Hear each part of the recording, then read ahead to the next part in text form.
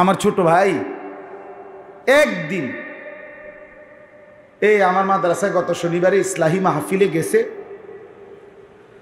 তো আমার আম্মা আমার বাসায় মাদ্রাসার পাশেই, মায় আমার বিবিরে বলে রাখছে আমার ছোট জন হেতে আসবে মাসুদ, তার লাগে তরমুজ কাইটা রাখো, আঙ্গুর ইয়া করে রাখো, হেতে আইব রাত্রে আমার লগে দেখা করে যাইব।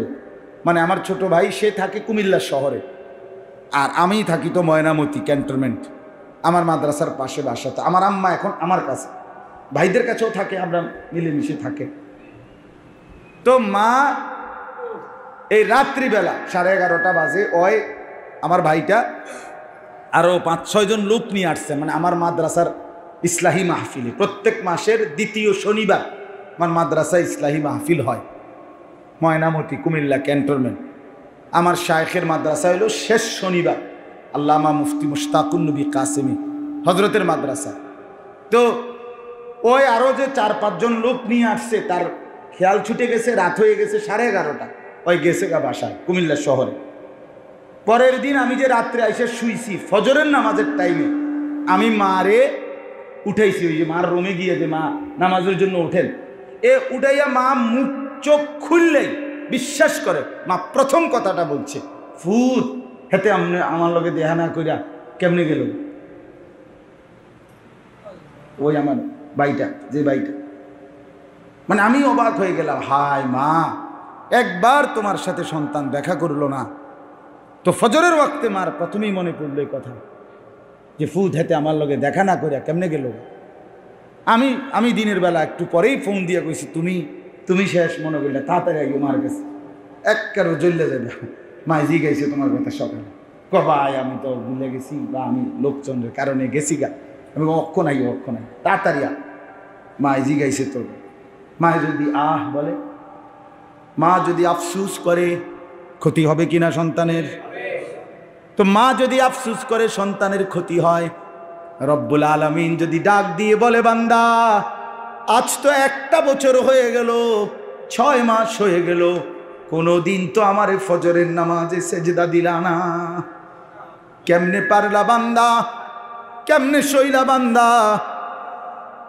তখন কি হবে আমাদের? আল্লাহ আমাদেরকে মাফ করে দেন। চলেন ইনশাআল্লাহ নিয়ত করি জিন্দেগি বদলাবো। বলে না যুবক ভাই, তোমরা বলো না জীবন বদলাবো ইনশাআল্লাহ, 5 ওয়াক্ত নামাজ পড়বো ইনশাআল্লাহ। হিম্মত করি ভাইয়া, হাত নামান, হিম্মত করেন, হিম্মত করেন। পারবেন না কেন? আরে বলে ছেলে তুমি পারবা না কেন নামাজ পড়বা? আহা, দেখতে দেখতে জীবনটা শেষ করে দিচ্ছি। শুধু একটা বেডির লেগা, নারীর ছবির লেগা, নারীর লেগা জীবনটা ফানি করে রেখে।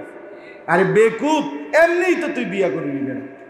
এত বাপ দাদা 14 গোষ্ঠী স্বামী স্ত্রী মিলন, বিবাহের এই সম্পর্কের ভিত্তিতেই তো আমরা এই পর্যন্ত আইছি। তো এটা একটা সাধারণ বিষয়, ঠিক কিনা? বিষয় নারী পুরুষের এই সম্পর্ক, এটা তো হবেই, মিলবেই। আল্লাহ তো বলছেই, আমি যাকে পুরুষ বানিয়েছি তার দেহের অংশ থেকে তার স্ত্রীকে বানাইছি। অমিন আয়াতিহি আন খালাকা লাকুম মিন আনফুসিকুম আজওয়াজা, আমি তো বানাইছি। এটা একটা সাধারণ কথা। তুমি কি এরকম পাগল হয়ে গেল, এরকম কুত্তার মতো হয়ে গেল কাজে সারাদিন বেডি চাইতে হইব? বলেন না কেন? বলো ছেলেরা, বলো কত লক্ষ বেডি দেখলে তোমার শখ মিটবে? কত উলঙ্গ, লোনা পানি, পরিষ্কার কিতাবে আছে আমরা পড়ছি, লোনা প্রাণী তৃষ্ণা। এই বেটা লাইটটা নামো বেটা, ফালতু বেটা, ছাড়ো হেলান ছাড়ো, গাফেল। ও হে ছায় কারে কয়, হে খুঁজে পাইছে না কারে কয়? তোমারে বলি, তুমি মোবাইলের যে লাইট জ্বালাই রাখছো তোমারে বলছি, তুমি মানুষ পায়ে পাও না, কারে কই?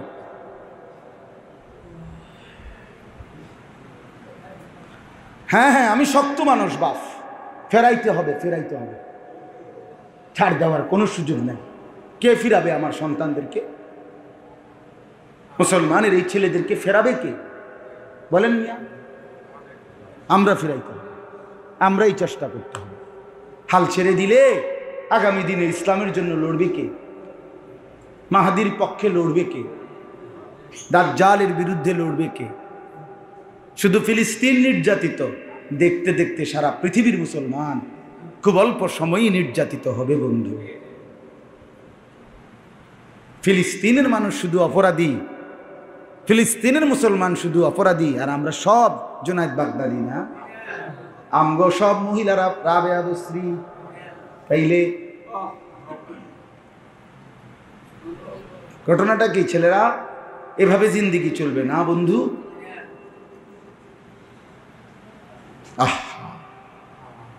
আল্লাহ মাফ, কি যেন বলতেছিলাম ভুলে গেছি, কি একটা উদাহরণ দিতেছিলাম। হ্যাঁ মাশাআল্লাহ, জাযাকাল্লাহ, হাইয়াকাম।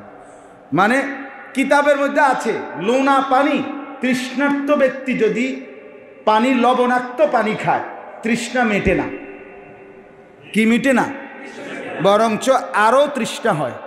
যতক্ষণ পর্যন্ত পবিত্র পানি, মিষ্টি পানি পান না করে ততক্ষণ তার তৃষ্ণা নিবারণ হয় না। এই জন্য লোনা পানি তৃষ্ণা নিবারণ করে না, বরং আরো কি বানায়? তৃষ্ণার্ত বাড়ায়, তৃষ্ণা বাড়ায়। এই জন্য হারাম নারী, নাজায়েজ নারী, এই জন্য অবৈধ নারী, বিবাহ বহির্ভূত নারী আল্লাহর কসম তৃপ্তি আনে না, বরং তোমার ভিতরে অতৃপ্তি, নেশা আরো বাড়াবে। তোমারে একদিন নষ্ট করতে করতে জীবন, যৌবন, শরীর, স্বাস্থ্য শেষ কইরা দজবঙ্গ একটা হার্বাল কোম্পানির কাস্টমার বানাইয়া ছেড়ে দিন। হার্বাল, হার্বাল, হার্বালে শেষে পারে এই লাল পোস্টারওয়ালা হার্বাল। হ্যাঁ, জেন দিয়া লাগায়, হ্যাঁ 30টা লাগায়, 30টা এবার সবটি লাল কালার, মানে রেড অ্যালার্ট, বিপদ সংকেত।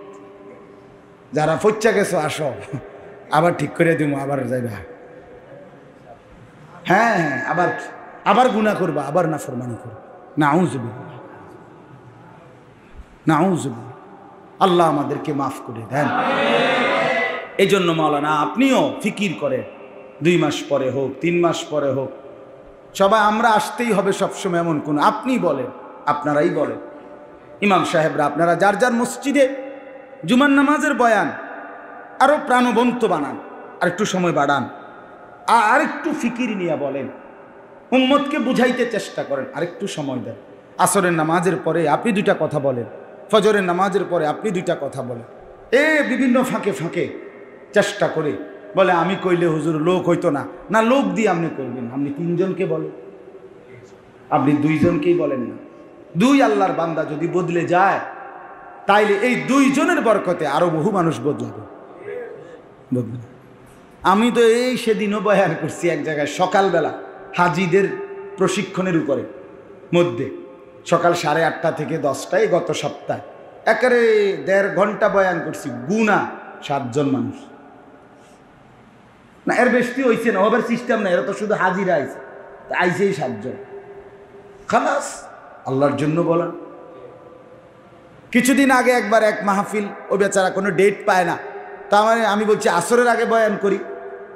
হ্যাঁ হুজুর এর সময় তো লোক হইতো না। আমি আমনে আর আমি আমি তো থাকি হুজুর, আমি আমাদের দাওয়াত দিয়ে কই যাব। আমি তো ঠিক আছে, আমি পরে আমি আসরের আগে 1 ঘন্টা 10 মিনিট প্রায় বয়ান করছি। ঠিক গোনা 8 জন মানুষ, 9 জন না 8 জন। খালাস, সমস্যা কি? আল্লাহর জন্য বলা।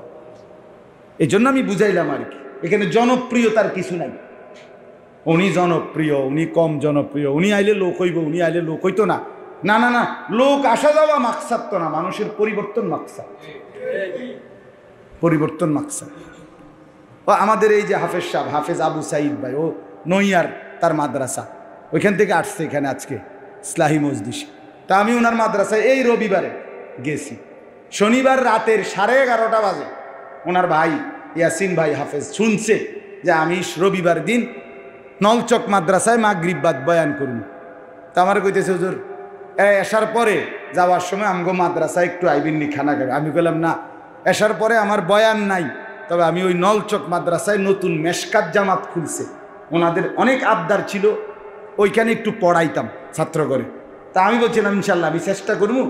তা আমি নিয়ত করছিলাম আজকা যেহেতু বয়ানেই যাব, আসার পরে উনি পড়াম।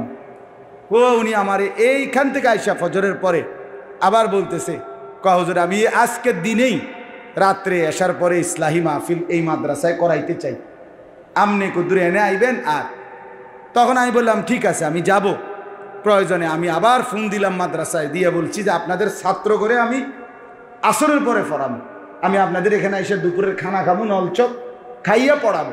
তা আলহামদুলিল্লাহ দুপুরে গিয়ে ওখানে খানা খাইছি, আসর থেকে মাগরিব তালেব এলেমদেরকে পড়াইছি, এরপরে মাগরিব থেকে এসা বয়ান করছি ওইখানে করে, আবার আইসা ওনার মাদ্রাসায় অল্প কিছু মানুষ তাৎক্ষণিক যা হয়েছে আলহামদুলিল্লাহ ভালো হয়েছে।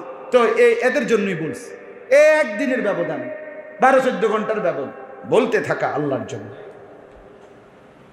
কবি ইধার কবি উধার, কবি জমি পর কবি আরশ পর, কবি দর বদর।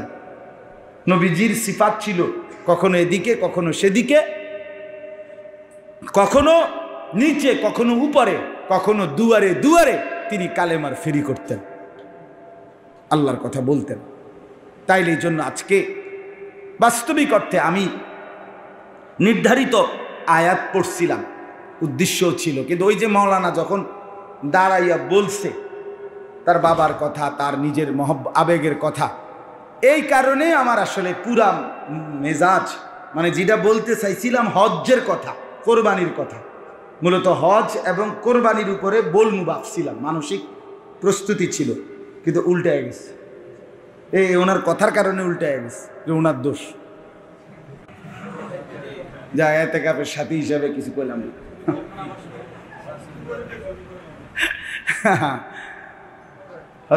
এই জন্য বললাম, অর্থাৎ মূল কথা ছিল না, যে বলছিল এই কথাটা যে মহল্লার এই মানুষগুলো যদি দিন শিখে, বাচ্চাগুলো কোরআন পড়ে, হাফেজ হয়, তাহলে আপনাদেরই লাভ, ঠিক কিনা বলেন না? তো ও কথাটার কারণে আমি এগুলো বলছি, আসলে তো বাস্তব।